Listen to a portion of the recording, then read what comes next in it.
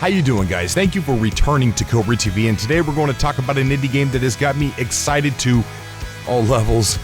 It is from the developers of Journey, oddly titled at the moment, That Next Game, and we know that game company comes out with some pretty good games. So let's talk about that on the inside.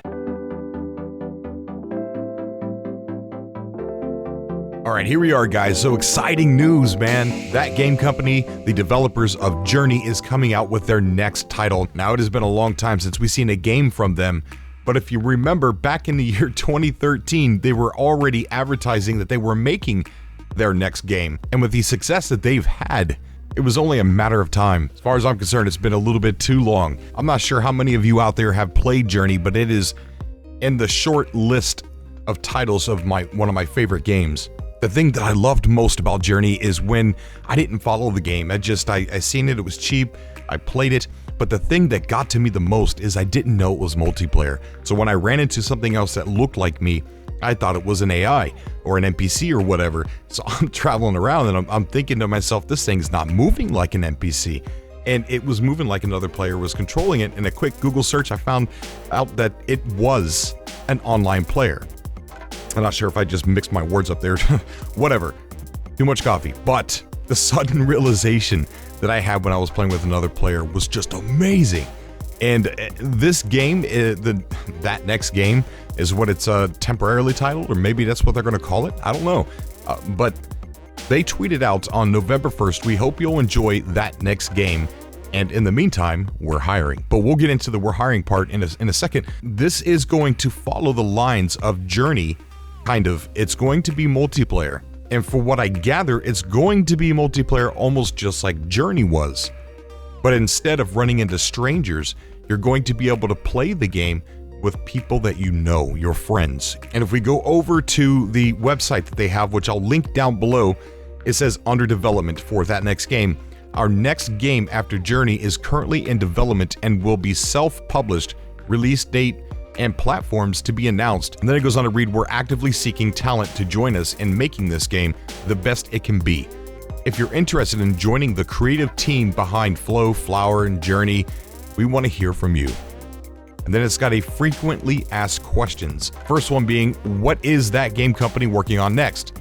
Our next game is a very ambitious project to positively touch more players than ever before.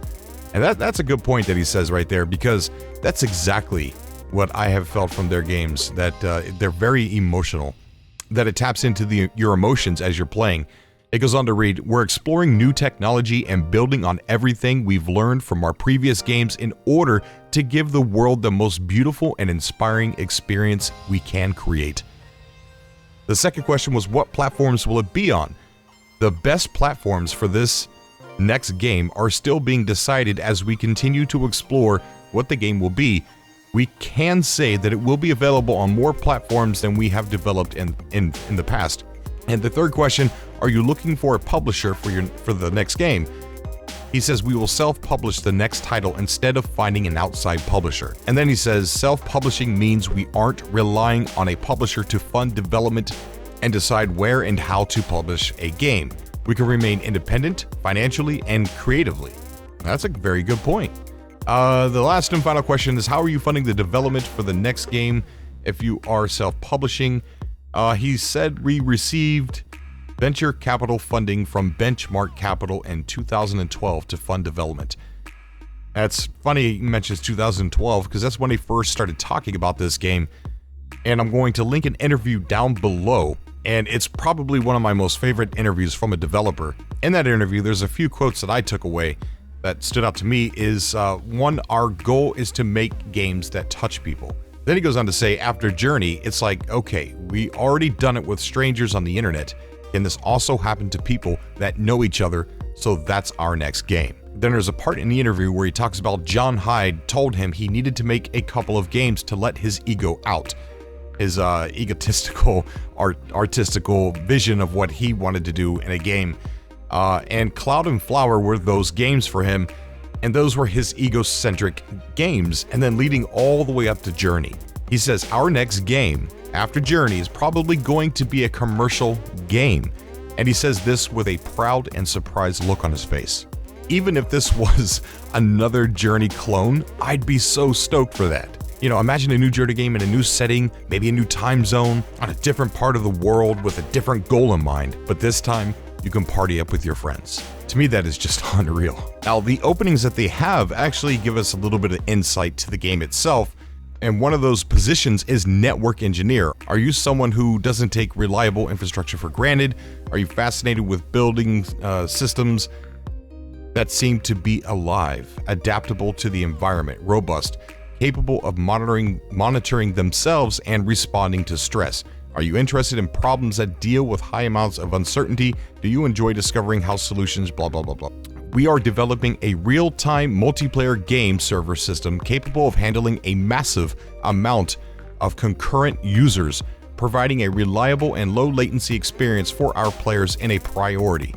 Accounts and login, resource scaling, seamless matchmaking, live updates are all examples of systems that you would be planning, executing, testing, and maintaining. We have a working system, but we need your help to bring it up to robust, world-class level required to provide an impactful multiplayer experience to people around the globe. If this sounds like it's interesting to you, then get in touch. So, wow, they are really going full in on this multiplayer part. Then there's a position called Field Engineer. We're a small studio dedicated to crafting unique and high-quality interactive experiences, and we are looking for a talented designer-programmer hybrid who will collaborate with both engineering and design teams. The goal of this role is to drive the creation of core gameplay and technical systems and tools highly tuned for the level of rich feedback and player immersion that helped define our last game, Journey, widely considered 2012's Game of the Year. It goes on to read, for that role, an example week for this person might be to attend a user playtest and discover the need for a new camera feature to improve the game's design, program the camera feature, and jump into the level editor to test and refine its implementation. Then improve the level editor to enable the rest of the design team to make full use of your new feature in future levels. Of course, the role isn't limited to just camera features. Any interactive system applies. Procedural animation, cloth simulation, player controls, AI creatures, use your imagination. So those are all possibilities, I guess. Then there's one final one, a senior technical gameplay engineer, and it gives a whole list of, you know, visual gameplay, in-game systems and stuff like that. But it gets really exciting when you get down to here are some broad examples of the types of systems this role might work on. The first one on here says behavior of friendly or unfriendly creatures, visualizing motion of wind, procedural animation, and basic sims. An example, particles, constraint systems. That's the second time they brought up procedural animation. Surface deformation and feedback. So, surface deformation.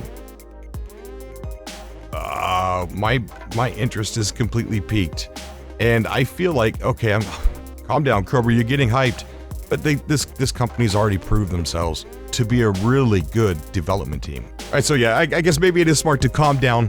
All right, so there we have it. To recap, we got a massive multiplayer system being implemented.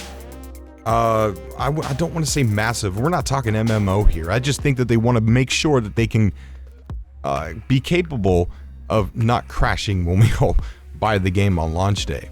And it does seem like the camera angle or something like that, and it might have something big or to do with the game where he was just using that for an example.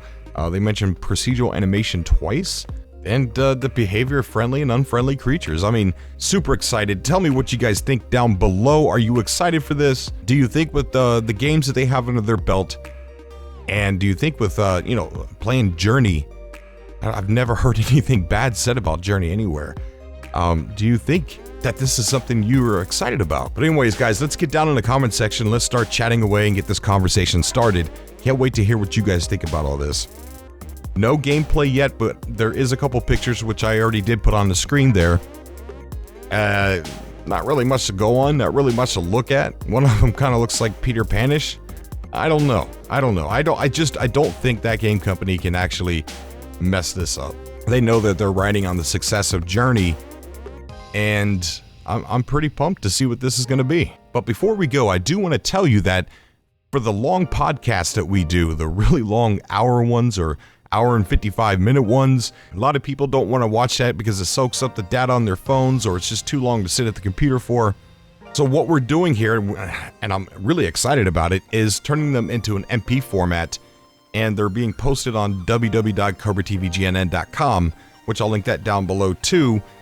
And I'm really excited for that. So with that said, also there's a new show that's going to be added. It's kind of like it's going to be called Cobra TV Unlisted, and what it is content that really doesn't fit on Cobra TV.